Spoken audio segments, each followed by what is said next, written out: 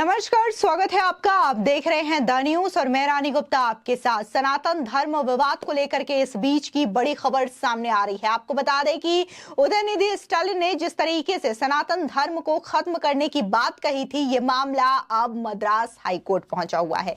और इस मामले को लेकर के दरअसल मद्रास हाईकोर्ट ने पुलिस प्रशासन को ही कड़ी फटकार लगाई। आखिर उदयनिधि स्टालिन के खिलाफ इस मामले को लेकर के कोई एक्शन क्यों नहीं लिया जा रहा। न सिर्फ मद्रास हाईकोर्ट ने पुलिस को फटकार लगाई, बल्कि दूसरी ओर ये नसीहत भी दी कि सत्ता में बैठे लोगों को इस तरीके की बयानबाजी नहीं करनी चाहिए, ऐसी टिप्पणियों से उन्हें बचना चाहिए। गौर करने वाली बात है कि मद्रास हाईकोर्ट में याचिका दायर की गई थी और ये भी कहा गया था कि जिस तरीके से उदयनिधि स्टालिन हो या फिर ए राजा हो, इस तरीके की सनातन धर्म को लेकर के विवादित टिप्पणी कर रहे हैं और वो संविधान का उल्लंघन भी कर रहे हैं, और इसके बावजूद वो लगातार अपने पद पर बने हुए हैं। और इसी मामले को लेकर के मद्रास हाईकोर्ट ने पुलिस को लताड़ा है और दूसरी ओर नसीहत भी दी है। बता दें कि सनातन धर्म के मुद्दे पर मद्रास हाईकोर्ट ने शासन में बैठे लोगों को विखंडनकारी टिप्पणियां करने पर आगाह किया। एक याचिका पर सुनवाई करते हुए हाईकोर्ट ने कहा, सत्ता में बैठे लोगों को विभाजनकारी प्रवृत्ति वाली टिप्पणियों के खतरे का एहसास होना चाहिए। साथ ही कोर्ट ने डीएमके के कुछ मंत्रियों के खिलाफ कार्रवाई करने में पुलिस की ढीलम ढील रवैये पर भी उन्हें कड़ी फटकार लगाई। बता दें, सुनवाई के दौरान जस्टिस जी चंद्रयन ने टिप्पणी करते हुए कहा कि सत्ता में बैठे लोगों को नशीली दवाओं और अन्य सामाजिक बुराइयों को मिटाने पर ध्यान देना चाहिए। ऐसे विचारों का प्रचार करने से खुद को रोके जो कि विचारधारा, जाति, धर्म के नाम पर लोगों को बांटेंगे। आपको बता दें, इसी के साथ ही जस्टिस ने याचिकाकर्ता मंगेश कार्तिकेयन द्वारा दायर याचिका को खारिज करते हुए आदेश में ये टिप्पणी की है।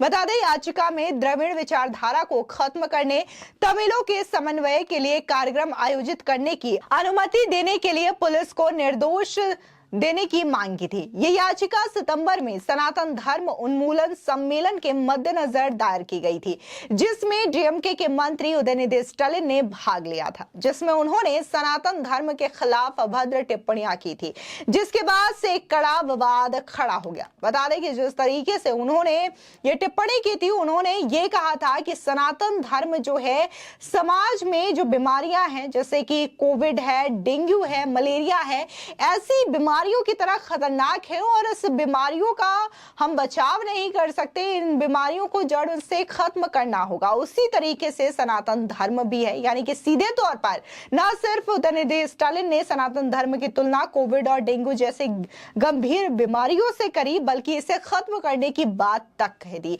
और न सिर्फ उदयनिधि स्टालिन बल्कि उनके जो नेता हैं ए राजा, वो तो कहीं इससे आगे निकल गए और सनातन धर्म की तुलना डेंगू मलेरिया से किए जाने पर यह कहा था कि उदयनिधि स्टालिन ने तो डेंगू मलेरिया से इसकी तुलना करके थोड़ी सी नरमी बढ़ती है, लेकिन यह बीमारी बहुत ही ज्यादा कलंकित रोगों जैसी है। जैसे कि समाज में कुछ बीमारियां होती हैं, एचआईवी और कुष्ठ रोग, ठीक उसी तरीके से सनातन धर्म भी है। यानी कि सनातन धर्म की तुलना ए राजा ने एचआईवी और कुष्ठ रोग जैसे गंभीर और कलंकित बीमारियों बताने वाले से भी कर दी। बता दें कि सनातन धर्म विरोधी सम्मेलन में भाग लेने वाले मंत्रियों के खिलाफ कार्रवाई में विफल होने पर पुलिस को हाईकोर्ट ने सुनवाई में जमकर लताड़ा है। न्यायाधीश ने कहा कि यह कर्तव्य की लापरवाही थी। कोई भी अदालत से यह उम्मीद नहीं कर सकता कि वो जनता के बीच दुर्भावना पैदा करने वाले विचारों का प्रचार करने में उनकी सहायता करेगी। साथ ही कोर्ट ने कहा कि यदि याचिकाकर्ता के अनुरोध को स्वीकार कर लिया जाता है तो इससे शांति में और अधिक व्यवधान पैदा होगा, जो पहले से ही पद की शपथ लेने वाले व्यक्तियों के समर्थन में कुछ सीमांत समूहों के तरीकों से तंग आ चुके हैं। अदालत ने पाया कि रीट याचिका में पारित पिछला आदेश द्रविड़ विचारधारा के बारे में विचार व्यक्त करने के संबंध में था। न्यायाधीश ने कहा कि याचिकाकर्ता का दावा है कि ऐसी बैठक आयोजित करना मौलिक अधिकार है। यह न्यायालय इस दृष्टिकोण से सहमत नहीं हो सकता है। इस देश में किसी भी व्यक्ति को विभाजनकारी विचारों को प्रचारित करने और किसी भी विचारधारा को खत्म करने के लिए बैठकें आयोजित करने का अधिकार नहीं हो सकता। बता दें, दरअसल कि मद्रास के हाईकोर्ट में 3 याचिकाएं दायर की गई, जिसमें यह मांग की गई कि किस अधिकार के तहत खेल मंत्री उदयनिधि स्टालिन HRCV मंत्री शेखर बाबू और सांसद ए राजा सनातन धर्म पर अपनी हालिया टिप्पणियों के बावजूद सार्वजनिक पद पर बने हुए हैं। याचिकाकर्ताओं ने यह भी तर्क दिया कि जिन मंत्रियों और सांसदों ने पक्षपात के बिना और व्यक्तिगत पसंद नापसंद से दूर नागरिकों के कल्याण के लिए काम करने की शपथ ली है, उन्होंने सनातन धर्म उन्मूलन के लिए बैठक में भाग लेकर अपनी शपथ और संविधान के सिद्धांतों के खिलाफ काम किया है। बता दें, इससे पहले सुनवाई के दौरान भी कोर्ट ने कहा था कि संविधान का आर्टिकल 19(1) हमें बोलने की आजादी देता है, लेकिन हमें यह नहीं भूलना चाहिए कि ये एब्सोल्यूट राइट नहीं है। संविधान बनाने वालों ने इसे आर्टिकल 19(2) के साथ प्रतिबंधित भी किया है। सनातन धर्म को बीमारी बताने वाले तमिलनाडु के सीएम एम.के. स्टालिन के बेटे उदयनिधि स्टालिन के खिलाफ 262 शख्सियतों ने सुप्रीम कोर्ट को एक चिट्ठी भी लिखी है और इन लोगों ने सुप्रीम कोर्ट से खुद इस पूरे मामले को दखल देने की मांग भी की थी। बता दें कि इसमें 14 जज, 130 ब्यूरोक्रेट्स और सेना के 118 रिटायर्ड ऑफिसर शामिल थे। इन्होंने तमिलनाडु सरकार के खिलाफ स्टालिन पर कोई एक्शन न लेने के लिए कार्रवाई की मांग भी की है। बता दें, जिस तरीके से उदयनिधि स्टालिन ने सनातन धर्म पर विवादित कमेंट किया, उसके बाद से ही जो विरोधी पार्टियां हैं, फिर चाहे हम बीजेपी की बात करें या फिर अन्य पार्टियों की बात करें, उन्होंने जम करके इस पूरे मामले पर न सिर्फ उदयनिधि स्टालिन, एम.के. स्टालिन को खरी खोटी सुनाई, बल्कि पूरी की पूरी इंडिया अलायंस को भी इस मामले पे जो है निशाना साधा गया, क्योंकि कहीं ना कहीं सहमति तो उदयनिधि स्टालिन को इन बयानों के लिए इंडिया अलायंस से ही मिलती रही है। आपको बता दें कि जब उदयनिधि स्टालिन ने यह बयान दिया था तो कांग्रेस के राष्ट्रीय अध्यक्ष मल्लिकार्जुन खड़गे के बेटे प्रियांक खड़गे ने भी इसका समर्थन किया था और उन्होंने ये कहा था कि आखिर उन्होंने बोला तो ऐसा क्या गलत बोल दिया है। अगर समाज में कुछ बुराइयां हैं तो उन्हें खत्म करना चाहिए।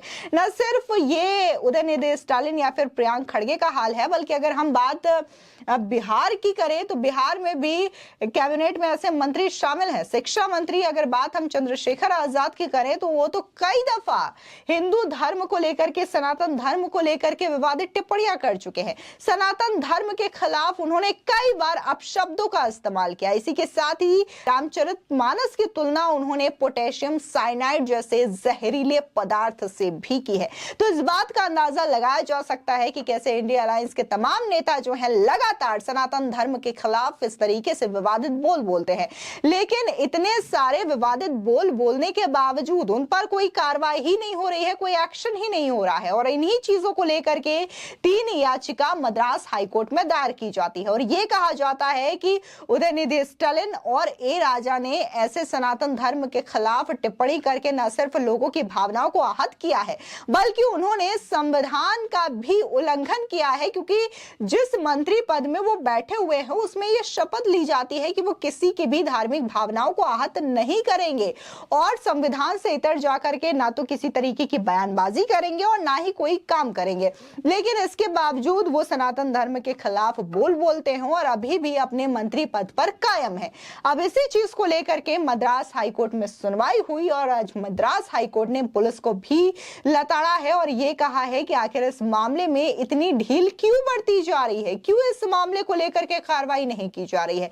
तो दूसरी ओर मद्रास हाईकोर्ट ने बकायदा यह नसीहत दी है, हिदायत दी है कि जब आप इस तरीके से संविधान की शपथ लेते हैं या फिर किसी भी पद पे आसीन होते हैं संवैधानिक पद पर, तो इस तरीके की टिप्पणी से आपको बचना चाहिए। इस तरीके की टिप्पणी या फिर इस तरीके का कार्यक्रम में शामिल नहीं होना चाहिए। फिलहाल इस पूरे मामले को लेकर के आपकी क्या राय है, हमारे कमेंट सेक्शन में जरूर बताएं। धन्यवाद।